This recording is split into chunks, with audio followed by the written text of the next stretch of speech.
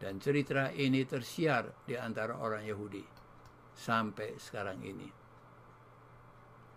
Tetapi ada saksi-saksi yang imam-imam tak dapat diamkan. Banyak orang telah mendengar kesaksian serdadu-serdadu tentang kebangkitan Kristus.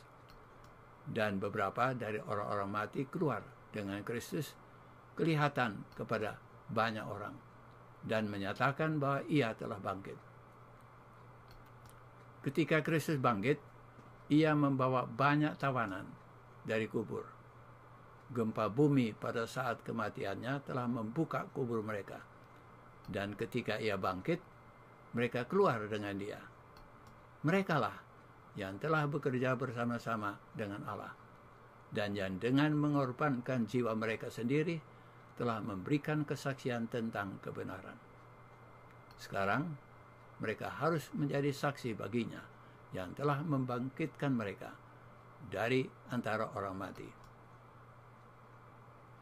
Berikut adalah kebangkitan Yesus yang disaksikan beberapa perempuan dan murid Yesus.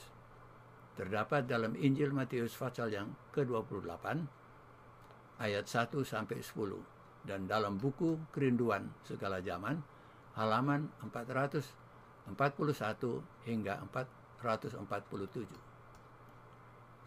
Setelah hari Sabat lewat, menjelang menyingsingnya fajar pada hari pertama minggu itu, pergilah Maria Magdalena dan Maria yang lain menengok kubur itu. Wanita-wanita itu datang ke kubur bukan semuanya dari jurusan yang sama. Maria Magdalena mula-mula sekali tiba di tempat itu.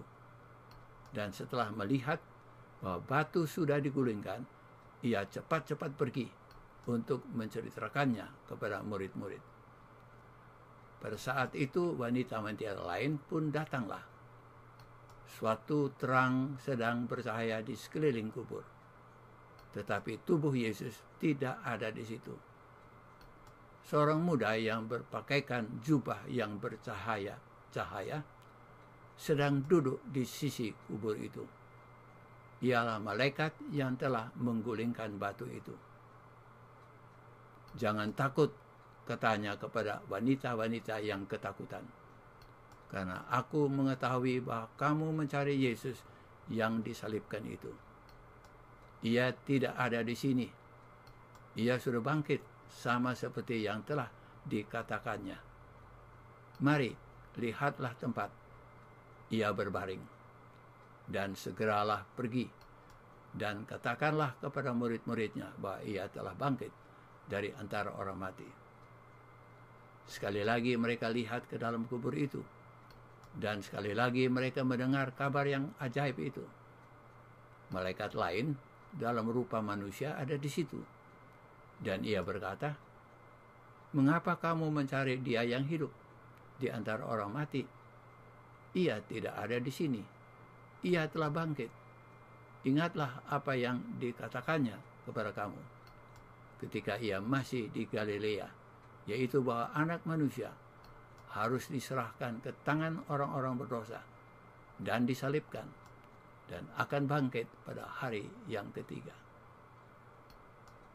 Maria tidak mendengar kabar baik itu. Ia pergi kepada Petrus dan Yohanes dengan kabar yang menyedihkan. Tuhan telah diambil dari kuburnya dan kami tidak tahu di mana ia diletakkan. Petrus dan Yohanes pergi tergesa-gesa ke kubur dan mendapatinya sebagaimana yang telah dikatakan oleh Maria. Maria telah mengikuti Yohanes dan Petrus ke kubur. Ketika mereka kembali ke Yerusalem, Maria tinggal. Pada waktu itu, Yesus menyatakan dirinya kepada Maria, namun melarang dia untuk merangkul kakinya karena kegirangannya, karena Yesus belum pergi kepada Allah Bapa. Yesus enggan menerima penghormatan dari orang banyak, sampai ia mendapat jaminan bahwa pengorbanannya diterima oleh Bapa. Ia naik ke istana sorga dan dari Allah sendiri mendengar jaminan bahwa grafirat yang diadakannya bagi dosa-dosa manusia sudah cukup, bahwa melalui darahnya semua orang boleh mendapat hidup kekal. Berikut adalah teologia kebangkitan. Karena Yesus bangkit pada hari Minggu, hari itu disebut hari kebangkitan. Perayaan hari Minggu sebagai hari kebangkitan tidak mempunyai dukungan Alkitab. Penggunaannya baru muncul kemudian pada abad yang keempat. Dalam bukunya The Sabbath Under Crossfire, Dr. Samuele Bakioki menerangkan tentang Dis Domini, surat kepada gereja-gereja Roma Katolik yang ditulis oleh Paul John yang kedua, tertanggal 31 Mei 1998. Alasan surat itu ditulis adalah karena kebanyakan orang Kristen tidak memelihara kesucian hari Minggu. Hari itu menjadi hari libur atau holiday untuk menikmati kepelisiran duniawi. Gantinya hari suci atau holiday untuk beribadah pada Tuhan. Dalam pendekatannya yang baru, Sabat hari ke-7 adalah suci sesuai dengan firman Tuhan. Namun, kesucian itu diteruskan sebagai extension kepada hari Minggu. Dengan demikian, hari Minggu memperoleh kesuciannya seperti hari Sabat. Nah, kekurangannya ialah bahwa pendekatan tersebut tidak mempunyai dukungan Alkitab. Hari Minggu bukan hari Sabat. Kedua hari itu berbeda. Berikut kebangkitan dilambangkan oleh baptisan. Manusia lama mati, diselamkan dalam kuburan air, dan kemudian bangkit hidup sebagai manusia baru. Dalam buku Baptism of the Holy Spirit oleh Dennis Smith, penulis menegaskan bahwa baptisan air saja tidak cukup. Baptisan Roh Suci sangat penting dan perlu. Setelah Yesus memperoleh baptisan air di Sungai Yordan, ia memperoleh baptisan Roh Suci yang turun dari sorga berupa burung merpati. Setelah baptisan Roh Suci itu, Yesus siap menghadapi konfrontasi dan pencobaan setan dan memperoleh kemenangan.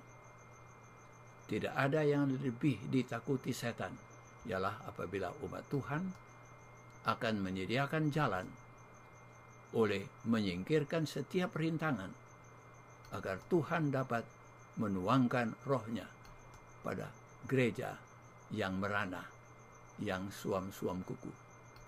Review and Herald, 22 Maret 1887. Baptisan Roh Suci akan membangkitkan jemaat Laodikea dari keadaannya yang suam-suam kuku.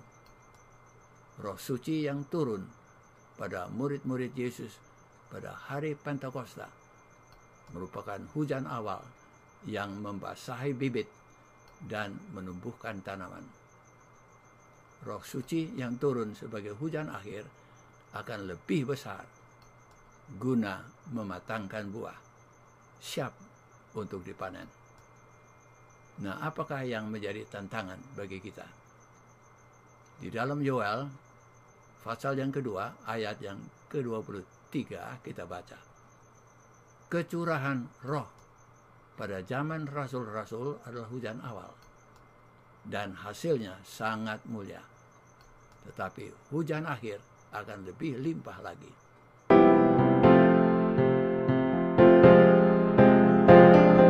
Sekian.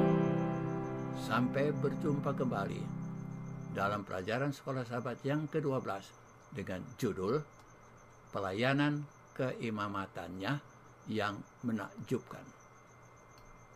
Untuk saran dan pertanyaan, kirimlah ke alamat email yang tercantum di bawah ini.